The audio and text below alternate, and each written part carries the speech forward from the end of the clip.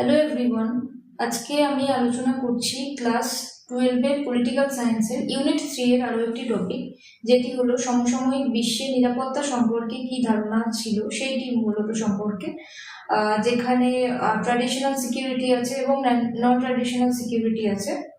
তো আজকে ট্র্যাডিশনাল গুলোই করবো এবং ট্র্যাডিশনাল সিকিউরিটি বা ঐতিহ্যগত বা প্রথাগত যে নিরাপত্তা আছে সেই নিরাপত্তার কি কি প্রকারভেদ আছে সেইগুলো সম্পর্কে মূলত আলোচনা করব।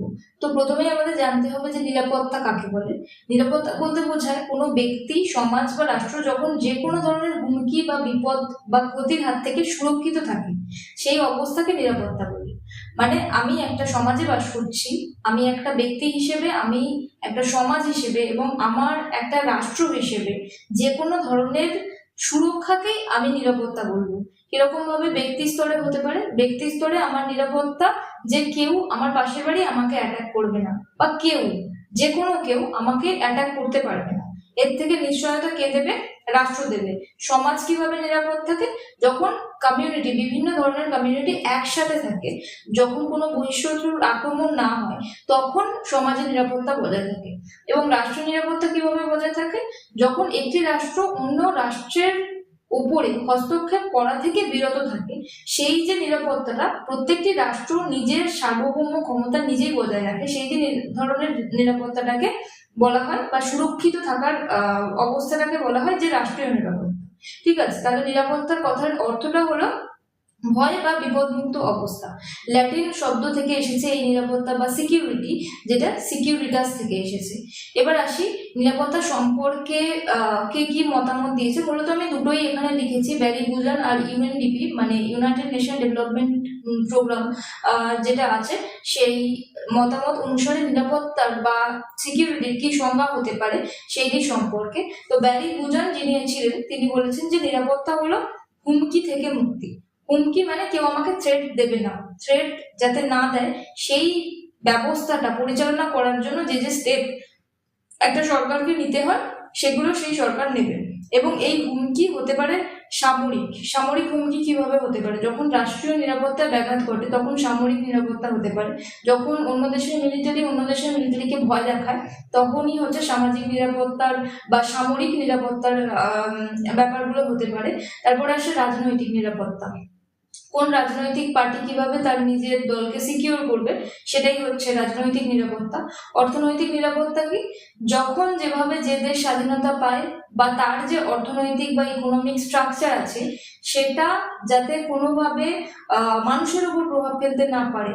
অর্থনৈতিকভাবে প্রত্যেকটি মানুষ যাতে হচ্ছে বেকারত্বের শিকার না হয়, তারা নিজেদের জব সিকিউর করতে পারে, নিজেদের ভবিষ্যৎ সিকিউর করতে পারে বিভিন্ন ধরনের কাজ, বিভিন্ন ধরনের চাকরি বাকরি করে। এটাই হচ্ছে অর্থনৈতিক নিরাপত্তা। এবং সামাজিক বা পরিবেশগত নিরাপত্তা। সামাজিক বা পরিবেশ হবে না এখানে, সামাজিক নিরাপত্তা আলাদা এবং পরিবেশগত নিরাপত্তা। একটা সমাজে বেঁচে থাকার জন্য বিভিন্ন ধরনের নিরাপত্তার প্রয়োজন হয়, কেউ আমাকে অ্যাটাক না করুক, এটা যেমন একটা নিরাপত্তা। বিভিন্ন পৌর সমাজে থাকতে গেলে, আমরা তো পৌর সমাজে বসবাস করি, তো পৌর সমাজে থাকতে গেলে বিভিন্ন ধরনের বিপজ্জনক ঘটনা আমাদের সাথে হতে পারে, সেই ধরনের যে নিরাপত্তাটা সেটার কথাই বলা হচ্ছে। এবং পরিবেশগত নিরাপত্তাটা কি? পরিবেশগত নিরাপত্তা বলতে বোঝায় যখন আমরা এই যে পরিবেশকে ধ্বংস করে চলছি, কিন্তু এর ফলে আমাদের যে যে শরীরে, আমাদের হেলথে যে যে ইস্যুগুলো চলে আসছে, যে যে ডিজিজগুলো চলে আসছে, সেগুলো যাতে না হয়, যাতে আমরা আরো বেশি করে গাছ লাগাতে পারি, তাহলেই না আমরা নিরাপদ থাকতে পারবো। তো ব্যারি বুজার সব ধরনের নিরাপত্তাকে একসঙ্গে হচ্ছে তুলে ধরেছেন। এবার আসি ইউএনডিপি বা যেটা হচ্ছে 1994 সালে মানব নিরাপত্তার সংজ্ঞায় হচ্ছে তিনি বলেছেন, নিরাপত্তা মানে শুধু রাষ্ট্রের সুরক্ষা নয়, বরং মানুষের ভয় থেকে মুক্তি বা ফ্রিডম ফ্রম ফিয়ার, এবং অভাব থেকে মুক্তি বা ফ্রিডম ফ্রম ওয়ান্ট। মানে এখানে শুধুমাত্র রাষ্ট্রের সুরক্ষা করার কথাই বলছেন। একটি রাষ্ট্রে অবস্থিত, মানে একটা রাষ্ট্রের যে জনসংখ্যা আছে, জনসমষ্টি আছে, সেই সমস্ত কিছুকে নিয়েই তো হচ্ছে রাষ্ট্র তৈরি হয়। রাষ্ট্রের একটা মৌলিক উপাদানই তো হচ্ছে জনসমষ্টি। তাহলে মানুষ যাতে ঠিকভাবে থাকতে পারে, মানুষ যাতে ভয় থেকে মুক্তি পায় এবং অভাব থেকে মুক্তি পায়, এটা হচ্ছে ইউএনডিপির সংজ্ঞা। এবার আসা যাক প্রথাগত নিরাপত্তা বা ট্র্যাডিশনাল সিকিউরিটির মূল কেন্দ্রবিন্দু কি আমাদের এটা মনে রাখতে হবে যে সিলেবাস অনুযায়ী প্রথাগত নিরাপত্তা আর অপ্রথাগত নিরাপত্তা মানে ট্র্যাডিশনাল সিকিউরিটি এবং নন ট্র্যাডিশনাল সিকিউরিটি এই দুটি ভাগে ভাগ করা হচ্ছে। ট্র্যাডিশনাল সিকিউরিটি কিন্তু আগেকার দিনের কথা, যেখানে শুধুমাত্র এটা রাষ্ট্রকেন্দ্রিক। এর মূল ভিত্তি কি? রাষ্ট্র হলো প্রধান নিরাপত্তার একক, মানে রাষ্ট্রকেন্দ্রিক কথা হবে এখানে, ব্যক্তি স্বার্থ কেন্দ্রিক কোনো কথা নেই।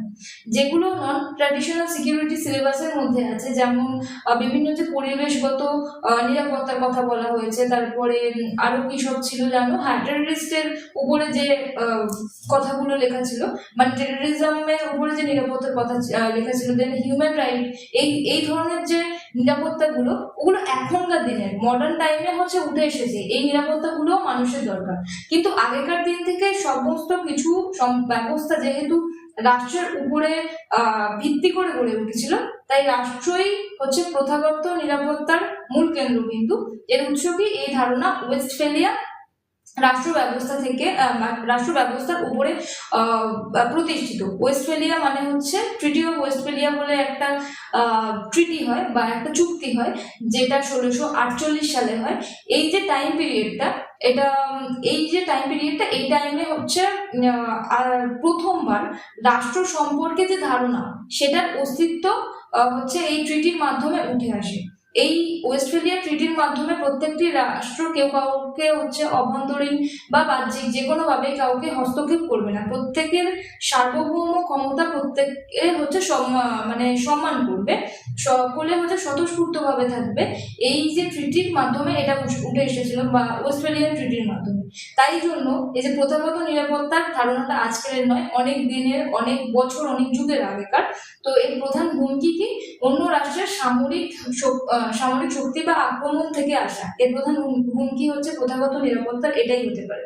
আর শর্ত, প্রত্যেকটি রাষ্ট্রের সার্বভৌমত্ব এবং ভূখণ্ডগত যে অখণ্ডতা আছে বা ইন্টিগ্রিটি আছে, সেটাই হচ্ছে সর্বোচ্চ। যেহেতু রাষ্ট্রকেন্দ্রিক এই যে প্রথাগত নিরাপত্তার ধারণা, তাই জন্য এর যে সার্বভৌমত্ব ধারণা, সার্বভৌম মানে অন্য রাষ্ট্র আর একটা রাষ্ট্রকে হস্তক্ষেপ করবে না, সেম অ্যাজ মানে পুরো ভাইস ভার্সা ব্যাপার, যে এই রাষ্ট্র ওই রাষ্ট্রটাকে হস্তক্ষেপ করবে না কোনো কারণে, ইন্টারনালি এক্সটার্নালি কোনোভাবেই নয়।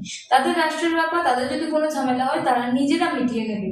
যদি না কেউ হস্তক্ষেপ করতে বলে যে আমাকে একটু সাহায্য করুন, সেটা যে কোনো ধরনের সাহায্য হতে পারে, কিন্তু একটা রাষ্ট্রের কোনো অধিকার নেই আর একটা রাষ্ট্রের উপরে মানে নাক গলানো আর কি। যেরকম একটা বাড়ির সাথে একটা পাশের বাড়ির সম্পর্ক, যেরকম কেউ কারোর বাড়িতে হস্তক্ষেপ করে না, কেউ কারোর কথায় থাকে না। এটাই হচ্ছে রাষ্ট্রের ক্ষেত্রেও প্রত্যেকটি রাষ্ট্র যাতে সার্বভৌমত্ব বজায় রাখতে পারে এবং ভূখণ্ডগত আমার যে টেরিটরি আছে বা আমি যে জমির উপরে যে রাষ্ট্রটা তৈরি করেছি, যেটুকু জায়গা জুড়ে তৈরি হয়েছে, সেটা শুধুমাত্র আমার। এই বাউন্ডারি ক্রস করার অধিকার অন্য কোনো রাষ্ট্রের নেই। তো প্রথাগত নিরাপত্তা হচ্ছে এইভাবে তৈরি হচ্ছে, যেটা রাষ্ট্রকেন্দ্রিক ধারণা। এখানে ব্যক্তিগত স্বার্থের ধারণা আসে না। ব্যক্তিগত স্বার্থের ধারণা যে নন ট্র্যাডিশনাল সিকিউরিটি ধারণা আছে, সেইগুলোর মধ্যে আসে, ঠিক আছে। এবার প্রথাগত নিরাপত্তা, যেটা ট্র্যাডিশনাল সিকিউরিটি, সেটা দুই ভাগে ভাগ করা হয়। একটা হচ্ছে ইন্টারনাল সিকিউরিটি আর একটা হচ্ছে এক্সটার্নাল সিকিউরিটি। প্রথমে ইন্টারনাল সিকিউরিটি সম্পর্কে আলোচনা করব এবং তারপরে এক্সটার্নাল সিকিউরিটি সম্পর্কে আলোচনা করব। তো এবারে যেখানে যাই, অভ্যন্তরীণ নিরাপত্তা বা ইন্টারনাল সিকিউরিটি। ইন্টারনাল সিকিউরিটি বলতে মূলত বোঝায় রাষ্ট্রের ভিতরের আইন শৃঙ্খলা, মানে ইন্টারনাল। একটা বাড়ির ভিতরে যদি একটা রাষ্ট্রকে একটা বাড়ির সমকক্ষ ধরি, তাহলে একটা বাড়ির ভিতরের যে নিয়ম কানুন আছে, একটা বড়দের বানানো রুলস রেগুলেশন আছে, গাইডলাইন আছে, সেই সমস্ত জিনিসগুলোকে হচ্ছে ইন্টারনাল ম্যাটার বলে, ঠিক আছে। তো রাষ্ট্রের ক্ষেত্রেও সেরকম। রাষ্ট্রের ক্ষেত্রে রাষ্ট্রের ভিতরের যে আইন শৃঙ্খলা আছে, স্থিতিশীলতা আছে, রাজনৈতিক যে নিয়ন্ত্রণ, এইসব রক্ষা করাই হচ্ছে ইন্টারনাল সিকিউরিটির মধ্যে পড়ে। আমি এখানে ভালোভাবে বিবৃতিটাকে সাজিয়েছি যাতে বুঝতে সুবিধা হয় স্টুডেন্টদের। তো প্রথমেই আছে হচ্ছে দাঙ্গা মানে রিওর্স। মানে ধরো কোনো কমিউনিটি একটা কমিউনিটির সঙ্গে আর একটা কমিউনিটি একসাথে বসবাস করতে পারছে না, তখন কি হবে? একটা কমিউনিটির সঙ্গে আর একটা কমিউনিটির মধ্যে আর একটা কমিউনিটির সঙ্গে হচ্ছে দ্বন্দ্ব বেঁধে যাবে, দাঙ্গা হতে পারে। এই দাঙ্গাটা শুধুমাত্র যে একটা কমিউনিটির সঙ্গে আর একটা কমিউনিটির হবে, এটা কিন্তু সবসময় নয়। দাঙ্গা যে কোনো কিছু নিয়ে হতে পারে, যে কোনো কিছু নিয়ে এই ধরনের আন্দোলন হতে পারে, ঠিক আছে। তারপরে আছে অপরাধ ও অভ্যন্তরীণ অস্থিরতা। যদি কেউ কোনো ধরনের, সমাজে তো সবাই ভালো লোক নয়, অনেক মানুষ আছে যারা অনেক খারাপ কাজ করে বেড়ায়, তাদের সেই অপরাধের শাস্তি যখন পুলিশ দিতে চায় তাও তারা নাগালের বাইরে বেরিয়ে যায়। এই যে অপরাধ করার পরে যখন অপরাধী গা ঢাকা দেয় বা যে কোনো ধরনের এই যে ক্রাইম করে ফেলে এবং ইন্টারনালি বা অভ্যন্তরীণ ভাবে যে নিরাপত্তার অভাব হয়, সেটা এই নিরাপত্তা বা এটা সেকেন্ড পয়েন্ট। ঠিক আছে, থার্ড কি হতে পারে? সাম্প্রদায়িক সহিংসতা, মানে ওই দাঙ্গার মতন, মানে যখন একটা কমিউনিটির সঙ্গে আর একটা কমিউনিটির হবে না, যখন একটা কমিউনিটির মানুষকে হিংসা করতে থাকবে যে আমার কমিউনিটিটা বড় আর তোমার কমিউনিটিটা ছোট, তাই জন্য তোমার এই দেশ থেকে চলে যাওয়া উচিত বা তোমার সাথে আমার ঠিক বলছে না, একটা মারামারি কাটাকাটি ব্যবস্থা বা একটা ওই পর্যায়ে চলে যাবে, তখন সাম্প্রদায়িক সহিংসতা উঠে আসবে। তাই এই সহিংসতা থেকে অহিংসতায় পরিণত করতে তখন কে হস্তক্ষেপ করবে? স্টেট বা রাষ্ট্র। এখানে কি করবে? তার পুলিশি ব্যবস্থা দিয়ে সমস্ত কিছুকে হ্যান্ডেল করার চেষ্টা করবে। তো এটা সাম্প্রদায়িক সহিংসতা। তারপরে কি? বিদ্রোহ বা রেবেলিয়ন, যে কোনো কিছু নিয়ে বিদ্রোহ হতে পারে, সেটা যে কোনো কিছু, সেটা দাঙ্গার মতো কোনো কিছু, সেটা কেউ অপরাধ করলে তার বিরুদ্ধে ভালো মানুষরা বিদ্রোহ করার রাখতে পারে, বা সরকার যদি না কোনো চাহিদা মেটায়, মানে জনগণের কোনো চাহিদা যদি না মেটায়, তাহলে সেই গোষ্ঠী বা মানে যে কোনো মানুষই বিদ্রোহে সামিল হতে পারে। বিদ্রোহ তো শুধুমাত্র একটা দলের হয় না, অনেক মানুষ একসাথে একটা লক্ষ্যের জন্য যে কাজ বা আন্দোলন করে থাকে, সেটা বিদ্রোহ। বিদ্রোহ যে কোনো মানুষ এসে জয়েন করতে পারে তাদেরকে। তো এইভাবে বিদ্রোহ হয়, তখন ইন্টারনাল সিকিউরিটি যেটা আছে সেটা ডিসব্যালেন্স হয়ে যায়। ঠিক আছে, তখন সেই যে সামাজিক ভারসাম্যটা আছে সেটা আর থাকে না, তাই জন্য নষ্ট হয়ে যায়। তারপরে পুলিশ ফোর্স দ্বারা রাষ্ট্র কি করবে? সেই বিদ্রোহটাকে দমন করার চেষ্টা করবে বা সেইটার সাপোর্টে কিছু না কিছু স্টেপ নেওয়ার ব্যবস্থা করবে। এই ধরনের হতে পারে। তারপরে বিচ্ছিন্নতাবাদ। বিচ্ছিন্নতাবাদ মানে যদি ওই সাম্প্রদায়িক সহিংসতার কথা বলি, ধরো দুটো বা তিনটে বা চারটে কমিউনিটি আছে একটা রাষ্ট্রে, বিভিন্ন ধর্মাবলম্বী মানুষজন আছে, বিভিন্ন গোষ্ঠীর মানুষজন আছে, বিভিন্ন জাতের মানুষজন আছে। ধরো কোনো একটা গোষ্ঠীর মধ্যে একটা টেন্ডেন্সি জাগলো যে তারা একটা আলাদা রাষ্ট্র বানাতে চায় বা তারা একটা আলাদা কিছু করে নিতে চায়। এই ধরনের যে টেন্ডেন্সিটা আছে বা রাষ্ট্র থেকে বেরিয়ে যাওয়ার একটা মানে পথ তারা করতে চায়, রচনা করতে চায়, তারা রাষ্ট্র থেকে মূলত বেরিয়ে যেতে চায়, একটা রাষ্ট্রের মধ্যে তারা থাকতে চায় না। এই যে টেন্ডেন্সিটাকে বলা হয় বিচ্ছিন্নতাবাদ বা সেপারেটিজম। যখন একটা রাষ্ট্রের মধ্যে তখন আর থাকতে চায় না, তখনই এটাকে বলা হয়। ঠিক আছে, দেন সন্ত্রাসবাদ বা জঙ্গি হামলা, যে যা কিছুই বলো না কেন, যখন কোনো গোষ্ঠী কোনো নির্দিষ্ট স্বার্থ পূরণের লক্ষ্যে যখন রাজনৈতিক যে অবস্থা আছে সেটার উপর আঘাত করার চেষ্টা করে, তখন তাদের যে নির্দিষ্ট দাবি আছে সেগুলো ফুলফিল করার জন্য মূলত। তাই জন্য এই যে সন্ত্রাসবাদীরা সবসময় যে সন্ত্রাসবাদ খারাপ হয় এমনটা না, বিদ্রোহ কখনো কখনো সন্ত্রাসবাদের আকার ধারণ করে যখন সেটা অনেক পারমাণবিক অস্ত্রের উপর চলে যায়। ঠিক আছে, তো উদাহরণ, কোনো অঞ্চলে সশস্ত্র বিদ্রোহ বা রাজনৈতিক অস্থিরতা দেখা দিলে তখন ইন্টারনাল সিকিউরিটি বা থ্রেট এটাকে বলা হয়। তাহলে আশা করি বোঝাতে পারলাম যে ইন্টারনাল সিকিউরিটি বা অভ্যন্তরীণ নিরাপত্তা যেটা আছে সেটা শুধুমাত্র রাষ্ট্রের ভিতরকার যে সমস্যা, যে অভ্যন্তরীণ সমস্যা আছে সেগুলোই ইন্টারনাল সিকিউরিটির মধ্যে পড়ে। এবং এই যে ইন্টারনাল সিকিউরিটি মেটানোর জন্য অনেক কিছু স্টেট বা রাষ্ট্র নিয়ে নেয়। তো সেইগুলো কি, সেগুলো এবার দেখি। ইন্টারনাল সিকিউরিটির যে চালিকা শক্তিগুলো আছে সেইগুলো আমি বলি।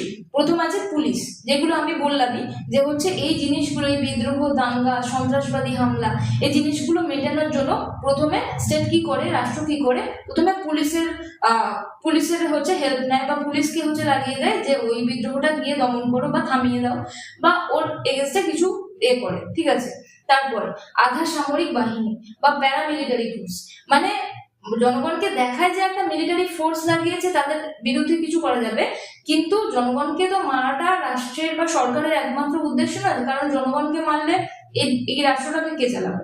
এই যে জিনিসটাকে বলা হয় প্যারামিলিটারি ফোর্স, মানে জনগণকে খালি ভয় দেখানোর জন্য। তারা মিলিটারির মতো কাজ করবে না, কিন্তু মিলিটারির মতো দেখবে। এটাই আধা মিলিটারি বা আধা সামরিক বাহিনী।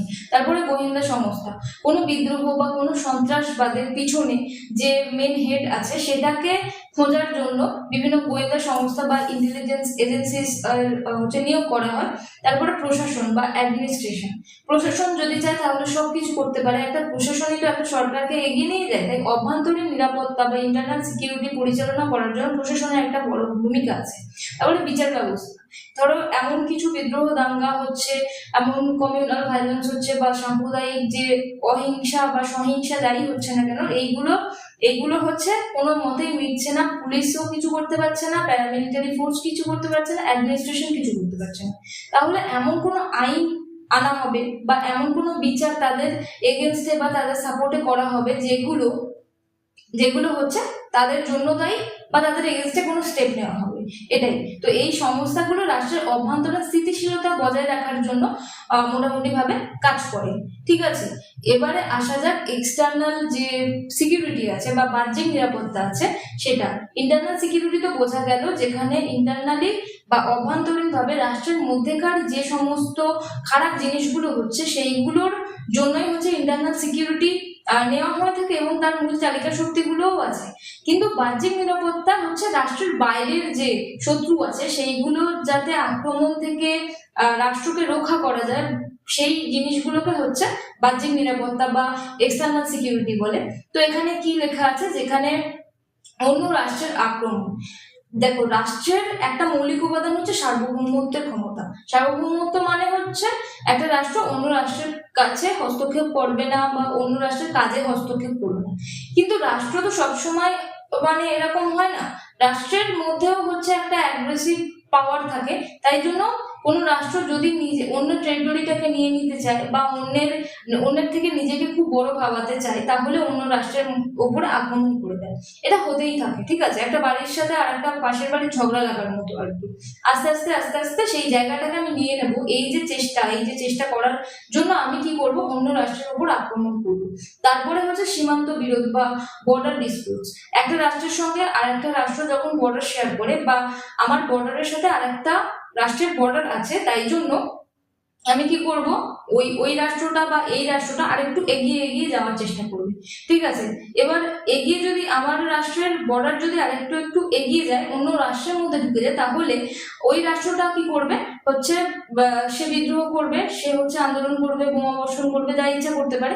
তো এই যে সীমান্ত বিরোধটাও হচ্ছে একটা বাহ্যিক নিরাপত্তা বা বাহ্যিক সিকিউরিটির একটা কারণ হতে পারে। তারপরে হচ্ছে সন্ত্রাসবাদী অনুপ্রবেশ। ওই যে বর্ডার গুলো আছে, যে বর্ডারের তারগুলো হচ্ছে আমি এখানে দেখা যাচ্ছে, সেই বর্ডার দিয়ে সন্ত্রাসবাদী যদি প্রবেশ করে একটি দেশের মধ্যে, মানে অন্য দেশের লোক সন্ত্রাসবাদী হিসেবে এই দেশে প্রবেশ করলো, এই দেশের যে জিনিসপত্র আছে সেগুলো হচ্ছে ক্ষতি করার জন্য তার উপরে। তো এইভাবে হচ্ছে সন্ত্রাসবাদী যদি অনুপ্রবেশ করে, তাহলে রাষ্ট্রের নিরাপত্তা বিঘ্নিত হতে পারে। আর কি ভাবে হতে পারে, সামরিক চাপ বা মিলিটারি প্রেশার।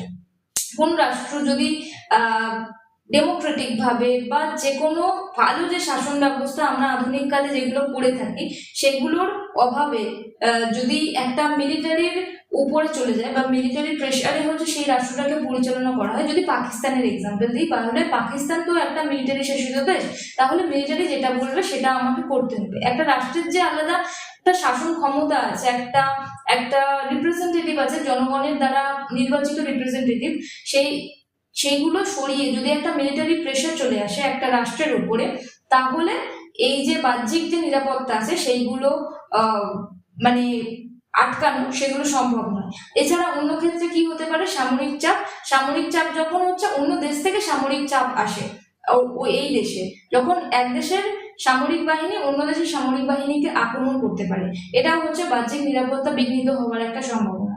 তারপরে আসে অস্ত্র প্রতিযোগিতা, কার কতটা অস্ত্র আছে, কে কতটা বড় লোক ইন্টারন্যাশনাল বাজারে বা আন্তর্জাতিক বাজারে, কার কতটা অস্ত্র আছে, সেইটা নিয়ে হচ্ছে যদি আমি মানে খেলার মতো আর একটা দেশের উপরে বোমা বিস্ফোরণ করে দিই, তাহলে অন্য রাষ্ট্রটা হচ্ছে চুপ করে থাকবে না, সেও হচ্ছে কি করবে, ওই যে বোমা তাদের কাছে যেগুলো হচ্ছে স্টোরেজ আছে, তাদের কাছে যেগুলো হচ্ছে আছে, সেই জিনিসগুলো নিয়ে আমার রাষ্ট্রের উপরে বোমা বর্ষণ করবে। তাহলে আমার রাষ্ট্রের যে জনগণ আছে সেগুলো তারা হচ্ছে মরে যাবে, বা আমার রাষ্ট্রের যে শান্তি আমরা ইন্টারনাল সিকিউরিটি যেভাবে হচ্ছে পুলিশ দিয়ে, আধা মিলিটারি দিয়ে, তারপরে বিচার ব্যবস্থা দিয়ে, আইন ব্যবস্থা দিয়ে রক্ষা করলাম, সেটা আর থাকলো না। তাই জন্য এই বাহ্যিক নিরাপত্তাটাও হচ্ছে রক্ষা করাটা প্রয়োজন রাষ্ট্রের ক্ষেত্রে। উদাহরণ, একটি দেশ যখন তার সীমান্তে অন্য দেশের সামরিক হুমকির মুখে পড়ে, তখন সেটা এক্সটার্নাল সিকিউরিটি বা বাহ্যিক নিরাপত্তার সমস্যা। এবার আসা যাক যে বাহ্যিক নিরাপত্তার চালিকা শক্তি বা এক্সটার্নাল সিকিউরিটির যে যে জিনিসগুলো করলে এই যে দেশগুলো হচ্ছে রক্ষা পাবে। প্রথমে আছে সেনাবাহিনী, এটা একদম প্রথম পয়েন্ট এবং খুব ইম্পর্টেন্ট, যেটা হচ্ছে সেনাবাহিনী। বাহ্যিক নিরাপত্তাকে ঠিক রাখার জন্য বা একটা সুষ্ঠুভাবে শাসন ব্যবস্থা পরিচালনা করার জন্য একটা রাষ্ট্রের কি করা উচিত, বর্ডারে বর্ডারে হচ্ছে সেনাবাহিনী নিয়োগ করা উচিত, যাতে সেই সেনাবাহিনী আমাদের দেশকে সুরক্ষিত রাখতে পারে অন্য দেশকে অ্যাটাক করার মাধ্যমে। এবং কি আছে, নৌবাহিনী। নৌবাহিনী মানে জলপথে, সেনাবাহিনী মানে তো হচ্ছে স্থলপথেই হচ্ছে যে যেভাবে করতে পারে, আর নৌবাহিনী কি করবে, জলপথে হচ্ছে সেই দেশটাকে অ্যাটাক করতে পারে, যাতে বাহ্যিক নিরাপত্তা বিঘ্নিত না হয়, তাই জন্য। তারপরে আছে বিমান বাহিনী বা এয়ারফোর্স, কেউ আকাশপথে করতে পারে, আকাশপথেও হচ্ছে কোনো রাষ্ট্র হচ্ছে তাদের যে বাহিনী আছে সেইগুলো নিয়োগ করবে। তারপরে কূটনীতি ও প্রতিরক্ষা নীতি। কূটনীতি মানে একটা রাষ্ট্রের এমন একটা মানে একটা চাল চালা, মানে বলতে গেলে কি বোঝাবো, একটা গেম খেলার মতো আর কি। অন্য দেশের সঙ্গে হয় চুক্তি করে নেওয়া, নয় হচ্ছে তাদের সঙ্গে এমন নীতি তৈরি করা যে তারা আমার দেশে আর হস্তক্ষেপ করবে না। এটাই আন্তর্জাতিক জোট বা ইন্টারন্যাশনাল অ্যালায়েন্স। এটার মানে কি, ধরো কোনো রাষ্ট্র আমার দেশের উপর হচ্ছে করলো, আঘাত করলো, আমি কি করেছি, আমি অলরেডি পৃথিবীর বড় বড় যা রাষ্ট্র আছে তাদের সঙ্গে আমি চুক্তি করে নিয়েছি। তাহলে আমার যে ছোট রাষ্ট্রটা আমার উপর আক্রমণ করলো, সেই বড় রাষ্ট্রের আমার যে আক্রমণ আছে সেটা ব্যাক করার আগে আমার যার সাথে অ্যালায়েন্স আছে, জোট আছে, তারাই হচ্ছে ওই দেশটাকে মারবে। মানে আমার সাথে যারা বন্ধু আছে, যদি ফ্রেন্ডের এক্সাম্পল দিই, আমার সাথে যারা বন্ধু আছে, হয়তো আমার সাথে অন্য বন্ধুর সাথে আমার লড়াই বেঁধে গেল, তাহলে আমার বন্ধুরাই তাকে গিয়ে মারবে।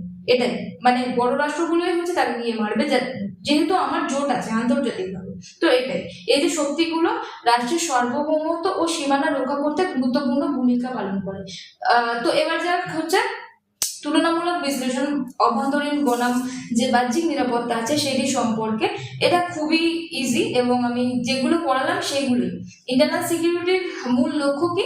এর মূল লক্ষ্য হচ্ছে রাষ্ট্রের অভ্যন্তরে বা অন্তরে আইন শৃঙ্খলা স্থিতিশীলতা বজায় রাখা, ঠিক আছে। এক্সটার্নাল সিকিউরিটির মূল লক্ষ্য হচ্ছে সার্বভৌমত্ব, মানে অন্য রাষ্ট্রে যাতে হস্তক্ষেপ না করতে পারে, এবং সীমানা রক্ষা, আমার বর্ডারের উপরে পুরো অধিকার আমার আছে, এটাই হচ্ছে সীমানা রক্ষা।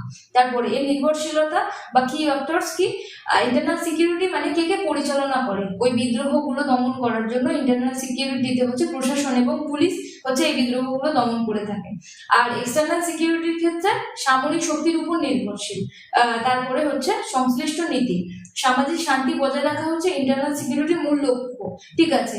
আর এক্সটার্নাল সিকিউরিটি হচ্ছে যুদ্ধ, প্রতিরক্ষা নীতি, কূটনীতি, এইসবের মাধ্যমে হচ্ছে সবকিছু সলভ করা যায়।